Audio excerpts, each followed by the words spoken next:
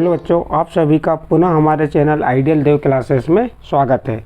बच्चों, आज हम आपके लिए पुनः लर्निंग आउटकम आधारित लर्निंग गेप सामग्री विषय हिंदी लेके आए हैं, जो कक्षा 6वीं का है। यह सत्र 2022-23 के लिए और इस पुस्तक को राज्य शिक्षा केंद्र भोपाल द्वारा बनाया गया है। इस पुस्तक में आपको N-1 ब्रिज कोर्स से संबंधित जो भी गतिविधियां हैं कक्षा एक क्लास पीछे, यानी जो कक्षा 5 है उसके एक क्लास पीछे की रहेंगी, और जो आपको कक्षा 6 में पढ़ना है। और यह खंड अ हिंदी है। इसमें आपको 2022-23 से संबंधित जो भी नई गतिविधियां आई हैं वह आपको हम बता रहे हैं। चलिए देखते हैं अब आपकी गतिविधि लर्निंग आउटकम कौन सा आता है। अब आ गया हमारा लर्निंग आउटकम H505 हिंदी 505। इसमें क्या दिया, देखिए, विभिन्न स्थितियों और उद्देश्यों ब्रैकेट में दिया है बुलेटिन पर लगाई जाने वाली सूचना कार्यक्रम की रिपोर्ट जानकारी प्राप्त करने के लिए पढ़ते हैं और लिखते हैं।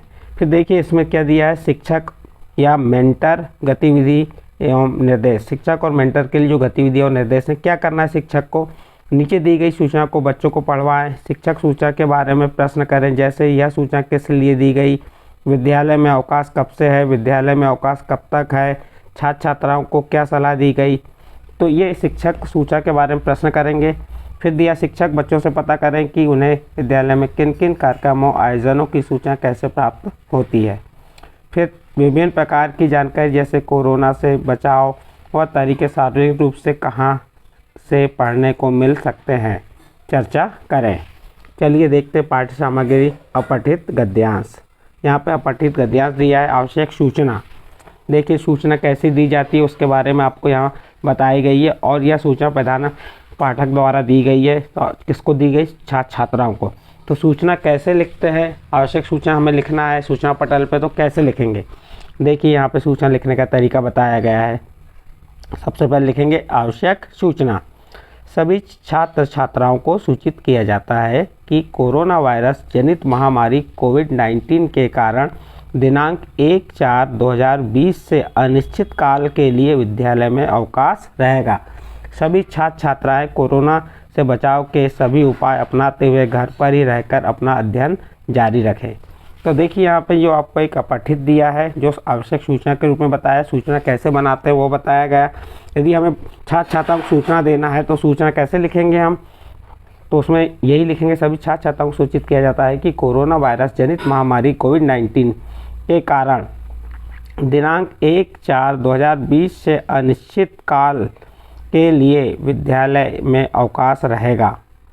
सभी छात्र छात्राएं कोरोना से बचाव के सभी उपाय अपनाते हुए घर पर ही रहकर अपना अध्ययन जारी रखें। आज्ञा से प्रधानाचार्य अध्यापक। तो इस प्रकार से यहाँ पे आपकी आवश्यक सूचना हो गई, जो पाठ्य सामग्री के अंतर्गत आती है। इसका अभ्यास 1 देखते हैं। अभ्यास 1 में क्या दिया हुआ है, अपने विद्यालय में प्रश्न नंबर 1 दिया अभ्यास 1 का, अपने विद्यालय में दिनांक 10 मार्च से 11 मार्च 2021 तक आयोजित होने वाले वार्षिक उत्सव और उसमें भागीदारी के लिए बाल कैबिनेट में शिक्षा संस्कृति मंत्री की ओर से एक सूचना लिखिए। देखिए यहाँ पे आपको प्रश्न दिया है, अपने विद्यालय, आपका जो विद्यालय है उसमें दिनांक 10 मार्च से 11 मार्च 2021 तक आयोजित होने वाले वार्षिक उत्सव, जो आपके स्कूल में वार्षिक उत्सव होते हैं उनके बारे में आपको क्या कर रहा है, एक भागीदारी के लिए बाल कैबिनेट समझते हैं जो बच्चों द्वारा बनाया गया कैबिनेट, जिसमें शिक्षा मंत्री होता है, प्रधानमंत्री होता है, खेल मंत्री होता है। तो ये बाल कैबिनेट में शिक्षा संस्कृति मंत्री की ओर से सूचना प्रेषित करना है, सूचना बनाना है। काय के लिए सूचना बनाना है, दिनांक 10 मार्च से 11 मार्च 2021 तक आयोजित होने वाले वार्षिक उत्सव के लिए। तो देखिए सबसे पहले आपको क्या लिखना पड़ेगा, आवश्यक सूचना। सभी छात्र छात्राओं को सूचित किया जाता है। आपको सूचना कैसे बनाना है ये बताया हमने, सूचना कैसे लिखना है ये भी देखिए। सूचना लिखना है आपको, देखिए सभी छात्र छात्राओं को सूचित किया जाता है कि 10 मार्च से 11 मार्च 2021 तक विद्यालय में वार्षिक उत्सव का आयोजन होना है। उसमें सभी छात्र छात्राओं की उपस्थिति उपस्थित होना अनिवार्य है। और लास्ट में किसके द्वारा ये सूचना निकाली गई, उसका शिक्षा मंत्री आज्ञा से या आदेश से। तो इस प्रकार से आपका जो क्या था, अभ्यास 1 कंप्लीट होता है। इसके बाद अभ्यास 2 देखते हैं। अभ्यास 2 में क्या दिया हुआ है, अभ्यास 2 है, हमें सार्वजनिक सूचना पटों से किन किन कार्यक्रमों विषयों की सूचना पढ़ने को मिलती है, लिखिए। जैसे एक उदाहरण के रूप में दिया है, क्या होता है, जैसे प्रश्न क्या है, हमें सार्वजनिक सूचना पटों से किन किन कार्यक्रमों या विषयों की सूचना पढ़ने को मिलती है, आपको उसके बारे में यहाँ लिखना है। जैसे उदाहरण के रूप में 1 नंबर दे दिया है, 0 से 5 आयु वर्ग के बच्चों को पोलियो ड्रॉप पिलाने की सूचना, ये लिखी मिलती है, पंचायत भवन में हो या स्कूलों में हो या बोर्डों पे लिखी रहती है। फिर दूसरी सूचना हमने यहाँ बताए, कोविड नंबर 2 में उसका नंबर 1 है, कोविड-19 वैक्सीन की सूचना, कोरोना वायरस से बचाव कैसे करें उसकी सूचना मिलती है हमें। फिर तीसरा नंबर लिख सकते हैं आप, यातायात नियम दुर्घटना से सावधान रहने की सूचना, शिक्षा विभाग से जारी सब पढ़े सब बढ़े की सूचना, स्वच्छता अभियान से संबंधित सूचना। इस प्रकार से ये सूचना हमें जो सूचना पटों पे लिखी हुई मिलती है। तो इस प्रकार से आपका यहाँ पे अभ्यास 2 कंप्लीट होता है। नेक्स्ट अभ्यास देखते हैं, अभ्यास नंबर 3। अभ्यास नंबर 3 में क्या दिया, देखिए, गणतंत्र दिवस प्रतिवेदन। जैसे हमने गणतंत्र दिवस मना लिए, गणतंत्र दिवस मनाने के बाद जो प्रतिवेदन लिखा जाता है उसके बारे में यहाँ पे आपको लिखना है, कैसे प्रतिवेदन लिखते हैं। तो गणतंत्र दिवस हमारा एक राष्ट्रीय पर्व है। आपको मालूम है गणतंत्र दिवस कब मनाया जाता है, 26 जनवरी को मनाया जाता है। और क्यों मनाया जाता है, क्योंकि 26 जनवरी 1950 को हमारे देश में संविधान लागू हुआ था। इसलिए प्रत्येक 26 जनवरी को क्या मनाया जाता है, गणतंत्र दिवस मनाया जाता है। तो उसमें हमको प्रतिवेदन बनाना है। प्रतिवेदन कैसे बनते हैं, देखिए, दिनांक 26/1/2020 को विद्यालय में राष्ट्रीय त्यौहार गणतंत्र दिवस का आयोजन बड़े ही गरिमामय ढंग से मनाया गया। कार्यक्रम के मुख्य अतिथि ग्राम प्रधान श्री अयोध्या प्रसाद जी थे। कार्यक्रम में छात्र छात्राओं के अतिरिक्त उनके माता पिता, भाई बहन और अन्य लोग बड़ी संख्या में उपस्थित थे।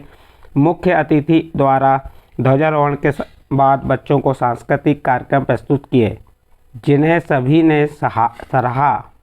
इसके बाद शाला प्रधान श्री मोहनलाल और शिक्षक बहस कुमार जी और अंत में ग्राम प्रधान जी द्वारा गणतंत्र दिवस के महत्व पर प्रेरक उद्बोधन किया गया।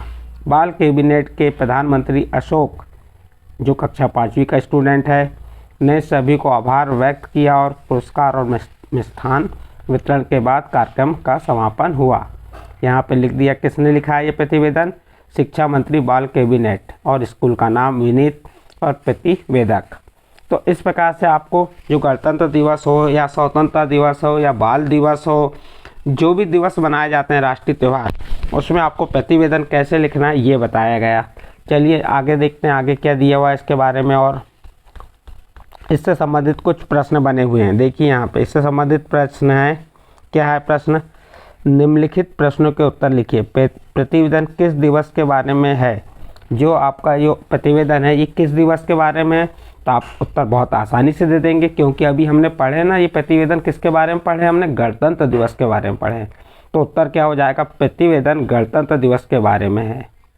इसी का प्रश्न नंबर 2 देखिए, गणतंत्र दिवस क्यों मनाया जाता है, तो आप उत्तर में लिख सकते हैं 26 जनवरी 1950 के दिन भारतीय संविधान को लागू किया गया और तब से इस दिन को गणतंत्र दिवस मनाया जाता है।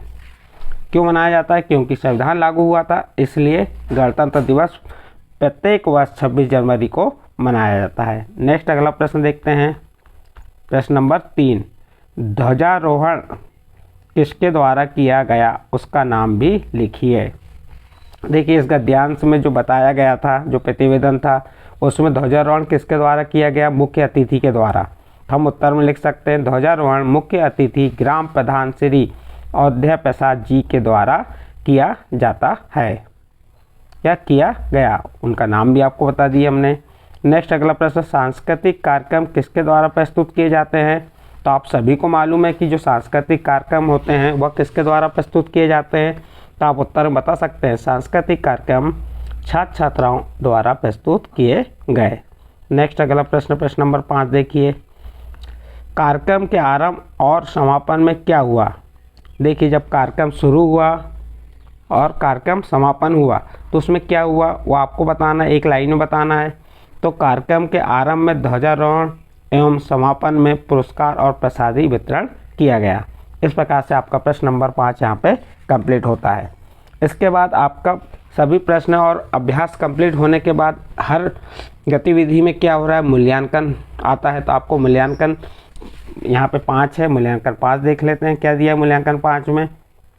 अपने विद्यालय में आयोजित किसी कार्यक्रम का संक्षिप्त प्रतिवेदन लिखिए। जो आपके विद्यालय में आयोजित कोई भी कार्यक्रम हो उस पर आपको संक्षिप्त यहाँ पे प्रतिवेदन कैसे लिखते हैं हमने ऊपर बताए थे, उसी प्रकार आपको यहाँ पे प्रतिवेदन लिखना है मूल्यांकन 5 में। तो चलिए देखते हैं हमने कैसे प्रतिवेदन बनाए। हमने प्रतिवेदन किस पे बनाया? ये स्वतंत्रता दिवस पे। स्वतंत्रता दिवस क्या है आपको मालूम है? जब हमारा देश अंग्रेज़ों से क्या था, आज़ाद हुआ। जब हमारा देश अंग्रेज़ों से आज़ाद हुआ, कब आज़ाद हुआ? 15 अगस्त 1947 को। तब से हम स्वतंत्रता दिवस प्रत्येक वर्ष मनाते हैं। हमने उस पर प्रतिवेदन लिखे, देखिए, दिनांक 15/8/2022 को विद्यालय में राष्ट्रीय त्यौहार स्वतंत्रता दिवस का आयोजन बड़े ही गरिमामय ढंग से मनाया गया। कार्यक्रम के मुख्य अतिथि एवं ग्राम प्रमुख, छात्र छात्राएं, माता पिता एवं शिक्षकगण सभी उपस्थित थे। कार्यक्रम के आरंभ में ध्वजारोहण एवं समापन में पुरस्कार और प्रसादी वितरण किया गया। इस प्रकार से ये प्रतिवेदन किसके द्वारा लिखा गया? शिक्षा मंत्री, बाल कैबिनेट, शासकीय प्राथमिक, आपके विद्यालय का नाम लिख देंगे। और प्रतिवेदक कौन हो गया? शिक्षा मंत्री, बाल कैबिनेट। तो इस प्रकार से आपका यहाँ पे मूल्यांकन 5 कंप्लीट हुआ। आपको हमने यहाँ स्वतंत्रता दिवस पे आप बाल दिवस पे बना सकते हैं, जो भी आपके राष्ट्रीय पर्व होते हैं उस पर, या जो भी आपके स्कूल में कार्यक्रम होते हैं, तो प्रतिवेदन में क्या क्या हुआ शुरू से लेकर अंत तक उसके बारे में बताया जाता है। इस प्रकार से आपका यहाँ पे यह वर्कशीट या गतिविधि समाप्त होती है। ये जो वर्कशीट या गतिविधि थी किससे संबंधित थी? ये हमें प्रतिवेदन कैसे बनाना है उसके बारे में बताई गई, या सूचना कैसे बनाना है। तो इस प्रकार से यह आपकी सूचना और प्रतिवेदन कैसे बनाना है बताए। यदि ये आपको समझ आया तो आप हमारे चैनल आइडियल डे क्लासेस को सब्सक्राइब कीजिए, लाइक कीजिए एवं अन्य ग्रुप में शेयर ज़रूर कीजिए और पढ़ाई मन लगा के कीजिए।